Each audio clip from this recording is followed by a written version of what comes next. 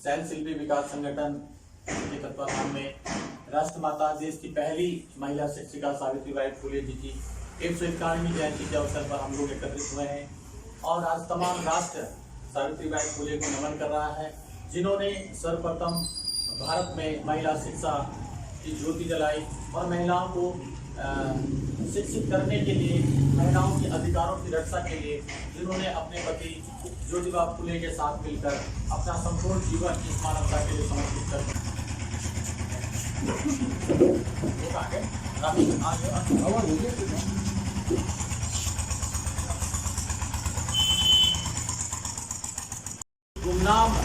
गुमनामी के साए में उनका परिचय है। देश की 50% आबादी उस महिला वर्ग जिनकी स्वतंत्रता के लिए, जिनके अधिकारों के लिए माता सावित्रीबाई फुले ने उस जमाने में क्रांतिकारी कदम उठाते हुए महिलाओं को शिक्षा का मार्ग प्रशस्त किया। उनको लोग क्यों नहीं जान रहे हैं और उनकी गुमनामी के क्या कारण है, और इन गुमनामियों के कारणों को हम जाएंगे। तो सबसे बड़ा कारण यही है कि सावित्रीबाई फुले ने एक ऐसे समाज में जन्म लिया जो समाज सदियों से दबा कुचला पीड़ित रहा है, जिसके अधिकारों का हमेशा हनन हुआ है। और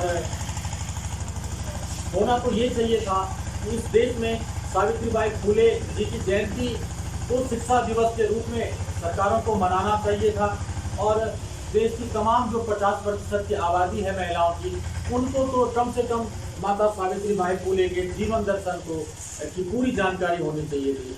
अभी एक खुशी की बात यह है कि महाराष्ट्र से एक सांसद, उन्होंने संसद में मांग उठाई है कि सावित्रीबाई फुले को भारत रत्न सम्मान से अलंकृत किया गया है, क्योंकि उनका व्यक्तित्व, उनका विशाल व्यक्तित्व और उनके कृतित्व इस लायक हैं कि उनको भारत रत्न दिया जा सकता है। समय से काफी लगातार हर वर्ष सैन शिल्पी विकास संगठन जो हमारे माता सावित्रीबाई फुले जी का जन्म दिवस है वो मना रहे हैं, और हम लोग उनके साथ खड़े हैं। माता सावित्रीबाई जी का जो जन्म है वो अभी विकास भाई साहब ने बताया कि सच में वो ऐसे समाज में जन्म हुआ उनका, जिस समाज का जो हमें हमेशा से दबाया गया है, उछला गया है, और इस कारण हम लोगों का जो भी हमारे महापुरुष हुए हैं उन लोगों को गुमनामी का जीवन जीना पड़ता है।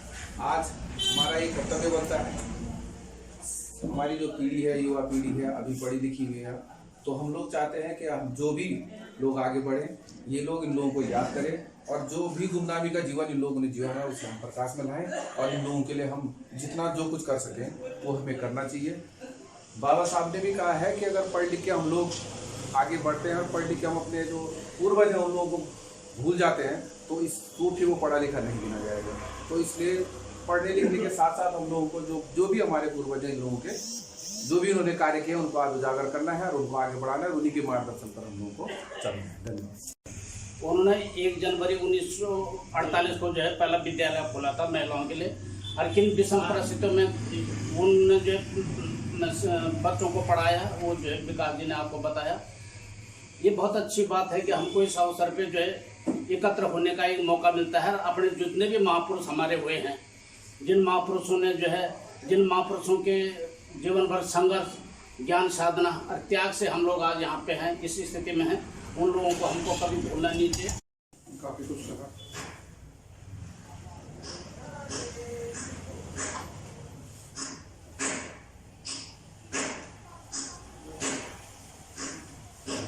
नहीं बस मैं सोचा कुछ। विकास जी, आज हम देश की प्रथम महिला अध्यापिका सावित्रीबाई फुले का 151वीं जयंती मना रहे हैं, और मैं चाहता हूं कि आप दर्शकों को बताएं कि सावित्रीबाई फुले कौन थी और क्या इनकी उपलब्धियां थी। देखिए, सावित्रीबाई फुले देश की पहली महिला शिक्षिका थी, जिन्होंने जो एक कवयित्री भी थी, बहुत सुंदर लेखिका थी, और अपने पति ज्योतिबा फुले के साथ मिलकर आपने एक विपरीत समय में महिलाओं की शिक्षा का मार्ग प्रशस्त किया। आपको देश की पहली महिला शिक्षिका होने का गौरव प्राप्त हुआ, और दुर्भाग्य ये है कि आज देश की पहली महिला शिक्षिका सावित्रीबाई फुले की ओर देश का ध्यान नहीं है। देश ने अभी तक जितनी भी सरकारें देश में बनी हो, उन्होंने कभी भी ये कोशिश नहीं की कि देश की प्रथम महिला शिक्षिका को खोजा जाए, उनके सम्मान में कुछ किया जाए। महाराष्ट्र में सावित्रीबाई फुले और ज्योतिबा फुले को लोग परमात्मा की भांति मानते हैं, लेकिन पूरे उत्तर भारत, मध्य भारत और अन्य क्षेत्रों में सावित्रीबाई फुले की विचार क्रांति का प्रचार अभी तक नहीं हो पाया है। और रही बात हमारे सुदूरवर्ती हिमालय प्रदेश उत्तराखंड की, यहाँ पर तो आज़ादी के 72 साल बाद ही अब जाकर कुछ जब शिक्षा से हमारे समाज के कुछ लोग शिक्षित हुए, तब जाके उनको थोड़ा जानकारी प्राप्त हो रही है कि बाबा साहब डॉक्टर अम्बेडकर भी कोई चीज़ थे। सावित्रीबाई फुले का जन्म बहुत छोटी उम्र में हो गया था। उन्होंने उन सभी चीज़ों का दंश झेला जिससे महिला समाज बिल्कुल गर्त में गया हुआ था, अशिक्षित था। महिलाओं को शिक्षा का कोई अधिकार नहीं था। महिलाओं बाल विवाह की प्रथा उस समय प्रचलन में थी, सती प्रथा उस समय प्रचलन में थी। ऐसे विपरीत समय में माता सावित्रीबाई फुले ने समाज से लड़कर समाज की जो परंपराएं समाज ने डाली हुई थी, उन परंपराओं को तोड़कर बहुत विरोध सहने के बाद भी आपने महिलाओं के शिक्षा के लिए अपना पूरा जीवन समर्पित कर दिया और बाल विवाह के लिए बाल विवाह का अपना निषेध किया, बाल विवाह का विरोध किया। विधवा जो पुनर्विवाह होता था उसकी आपने पैरवी की और तमाम जो समाज में कुरीतियां थी आपने उसका डटकर अपने पति ज्योतिबा फुले के साथ उन सब चीज़ों को समाज को मुख्य धारा में लाने की कोशिश की। और ऐसी पुण्य आत्मा को शैल शिल्पी विकास संगठन प्रत्येक वर्ष याद करता है, स्मरण करता है। और हम मांग करते हैं कि सावित्रीबाई फुले, ज्योतिबा फुले को संयुक्त रूप से भारत रत्न सम्मान दिया जाए, क्योंकि उन्होंने देश की आधी आबादी के जीवन में क्रांतिकारी परिवर्तन लाए।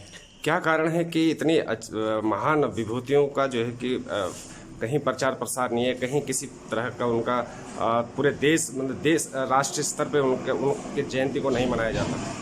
देखिए, इसके पीछे कई वजह हो सकती है, लेकिन इसकी मुख्य वजह जो ये है वो कहीं ना कहीं हमारी जितनी भी सरकारें अब तक आज़ादी के बाद बनी है वो बनने वैसे तो संवैधानिक सरकारें हैं, कानून के दायरे में काम करने वाली सरकारें हैं, लेकिन कहीं ना कहीं इन सरकारों के अंदर भी भेदभाव की नीतियां छुपी हुई हैं। और ये लोग नहीं चाहते कि समाज की ऐसे दबे कुचले शोषित पीड़ित समाज की जो विभूतियां हैं वो सामने आए, क्योंकि इनके सामने आने से लाखों करोड़ों लोग प्रेरणा लेंगे। और जो देश में जो एक पर्दा डाला गया है, एक तरफ संविधान की बात होती है, संविधान से देश चलाने की बात होती है, उसके ठीक उलट ऐसी परंपराओं को सरकारें शामिल करती हैं अपनी कार्य योजनाओं में जो संविधान के बिल्कुल विपरीत हैं।